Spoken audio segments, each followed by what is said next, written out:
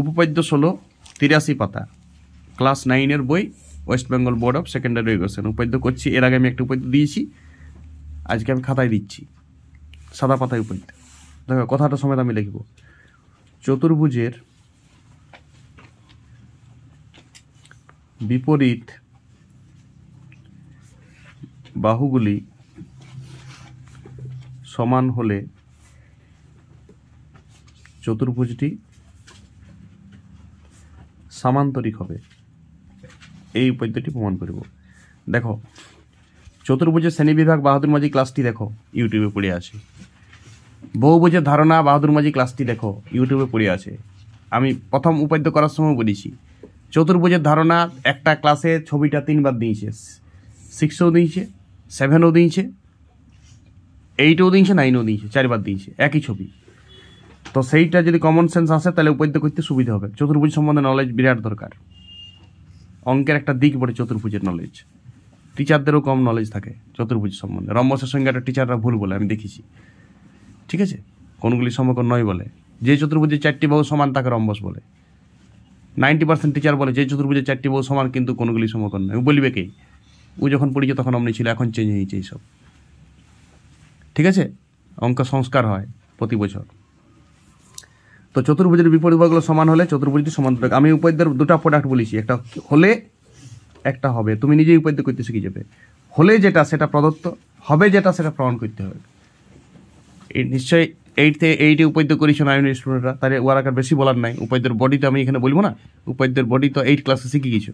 8 ক্লাসে তো 7-8-10টা উপপাদ্য মিনিমাম ছিল। তাহলে স্বীকার করতে হবে, ধরি এবিসিডি, এটা পেন্সিল স্কেলে করতে হবে, আমি এখন পেনে করছি। ধরি এবিসিডি একটি চতুর্ভুজ যার বিপরীত বাহুগুলো সমান বলা আছে। দেখো সামান্তরিকের সংজ্ঞাটি তুমি জানলেই অঙ্কটা হয়ে যাবে।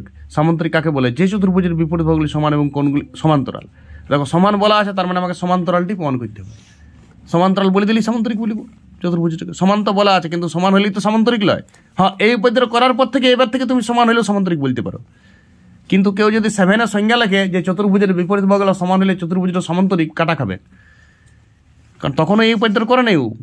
7 পর্যন্ত, 8 পর্যন্ত, 9 পর্যন্ত এই উপপাদ্য করার আগে পর্যন্ত ওকে সামান্তরিকের সংজ্ঞা এটাই জানেও যে চতুর্ভুজের বিপরীত বাহুগুলো সমান ও সমান্তরাল, তাকে সামান্তরিক বলে। আমি প্রতিদিন সংজ্ঞা লেখাইছিলাম।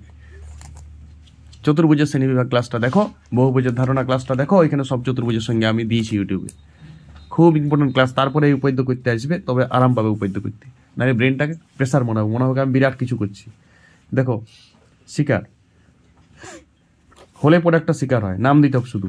ধরি ABCD একটি চতুর্ভুজ। কন্ডিশন কি বলা আছে চতুর্ভুজটা? যার বিপরীত বাহু সমান। বিপরীত বাহু মানে বুঝছো এই বাহুটার সঙ্গে এই বাহুটা সমান। পাশাপাশি বাহুগুলোকে সন্নিহিত বাহু বলা হয় জ্যামিতিক ল্যাঙ্গুয়েজ। তাহলে AD সমান BC, উপরে দাগ দিলে সরলরেখা বুঝায়। এবং AB ক্লক অ্যান্টি ক্লকের ধান মানছে, কিচ্ছু দরকার নেই। AB সমান CD। ক্লক অ্যান্টি ক্লক জানি তোমার কাজে নাই, ওই আজগুবি দুর্বুদ্ধিগুলো মাথায় ঢুকাবে না। প্রমাণ্য কি করতে হবে বলো, কি প্রমাণ করতে হবে? ABCD একটি সামান্তরিক, এটা প্রমাণ করতে হবে।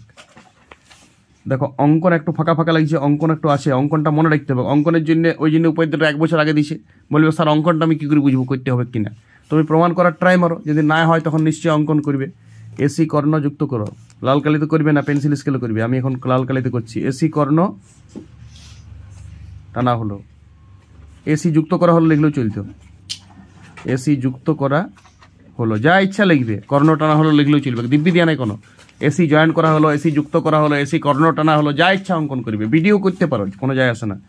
বিডি করলেও প্রমাণটা ঠিক আছে। প্রমাণ দেখো, দুটা ত্রিভুজ দেখতে পেয়েছো, ত্রিভুজ ABC আর ত্রিভুজ ADC। এই দুটো ত্রিভুজকে সর্বসম করে দাও। আরে 90% উপপাদ্য সর্বসম দিয়ে হয়। ত্রিভুজ ABC ও ত্রিভুজ ADC থেকে পায়। স্পিডে করছি উপপাদ্য, বেশি বুঝাচ্ছি না। উপপাদ্য তো কমন জানো। 1 নম্বর AB সমান CD। কোথায় বলা আছে বাবু? শিকারে বলা আছে। দেখো AB সমান CD বলা আছে না, বিপরীত বাহুগুলো সমান। এইখানে লিখবে শিকার অনুযায়ী। আর মাথা খারাপ করো না, বিপরীত বাহু কিচ্ছু লেখো না, শিকারে বলা আছে সব। 2 নম্বর, আগে আমি ABC ত্রিভুজের তথ্যগুলো বাঁ দিকে দেবো, যেহেতু ABC ত্রিভুজটা বাঁ দিকে দিয়েছি, বুঝবে? এইটা মেনটেন করবে সবসময়। তাহলে BC বাহু সমান AD বাহু, এটাও শিকারে বলা আছে, ডট ডট মেরে দেবে। 3 নম্বর এসি সাধারণ বাহু, এসি সাধারণ বাহু বা এসি সমান এসিও লেখা যেত। সাধারণ বাহু মানে বুঝছো, দুটা ত্রিভুজেরই কমন বাহু, দুটা ঘরের একটাই দেয়াল এসিটা, বাস। তাহলে সাইড সাইড সাইড লেখার দরকার নেই, সাইড সাইড সাইড বই লেখে, তুমি লেখার দরকার নেই। বই তুমি তো আর বই লেও, তুমি তো স্টুডেন্ট, বই তোমাকে বুঝাইছে, তুমি কাকে বুঝাইছো? তুমি তো উপদ্র লিখছো বুঝে পড়ে, তোমার টিচার জানে। এস এস এস লেখা উচিত নয়। ত্রিভুজটা সর্বসম কী কারণ হয়েছে বলার দরকার নাই, তুমি তো 3টা বাহু সমান হয়েছে বলেই সর্বসম। এবিসি সমান সর্বসম ত্রিভুজ এডিসি।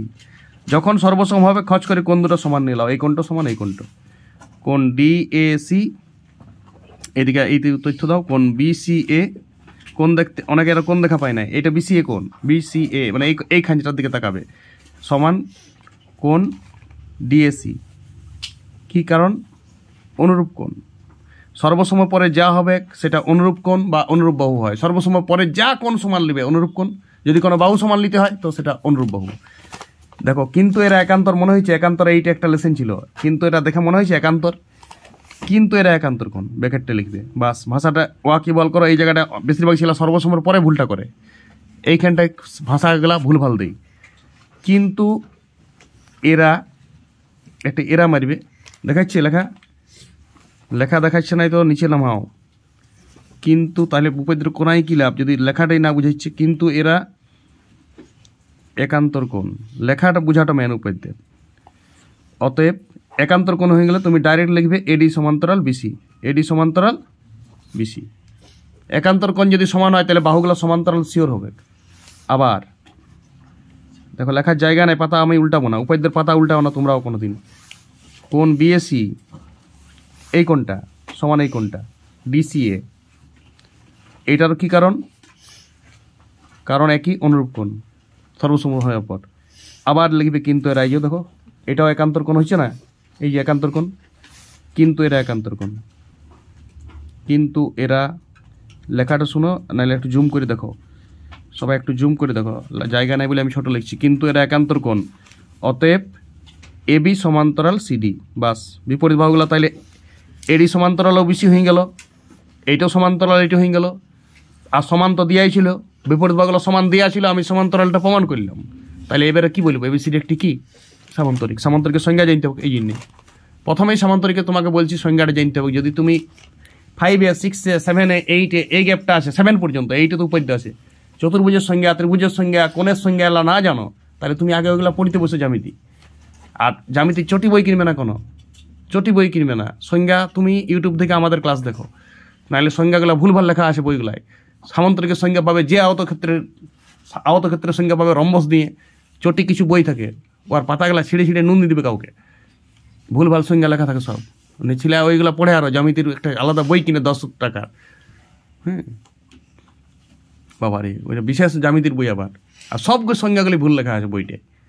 সামান্তরিকের সংজ্ঞা রম্বস দিয়ে, রম্বসের সংজ্ঞা ট্রাপিজিয়াম দিয়ে, অমনি হয় নাকি? চতুর্ভুজ দিয়ে সব সংজ্ঞা হবে, মাদার দিয়ে, যে চতুর্ভুজের ওর পরিচয় ও চতুর্ভুজ, বুঝতে পারছি? যে তো চতুর্ভুজের 7টা চতুর্ভুজ আছে, চতুর্ভুজের প্রত্যেকটা সংজ্ঞায় যে চতুর্ভুজ দিয়ে শুরু হয়।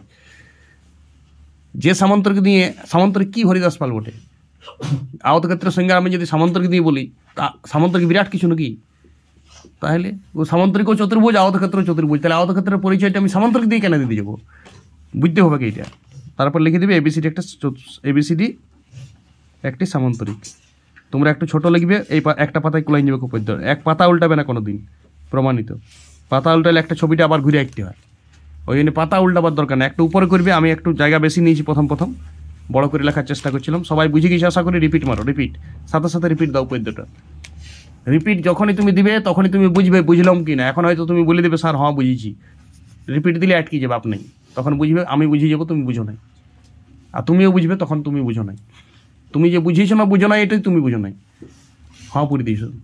ফলে প্র্যাকটিস করো, রিপিট করো, আস্তে আস্তে বুঝে যাবে। বুদ্ধির কিছু নাই, কমন সেন্স থাকলেই বুঝে যাবে, বুদ্ধি কোনো দরকার নেই। উপাদ্য বুঝার জন্য কোনো বুদ্ধি দরকার নাই, অল্প বাক্য গঠন, গরু রচনা যে লিখেছে সে উপাদ্য বুঝে যাবে। ওকে।